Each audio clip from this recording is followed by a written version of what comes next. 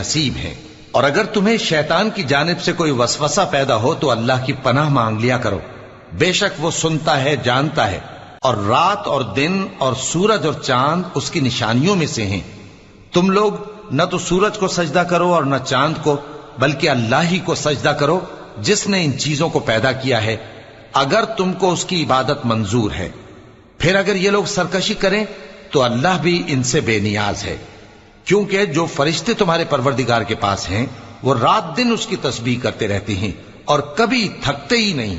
और ए बंदे, ये उसी की कुदरत के नमूने हैं कि तू जमीन को दबी हुई यानी खुश्क देखता है, फिर जब हम उस पर पानी बरसा देते हैं तो वो शादाब हो जाती और फूलने लगती है।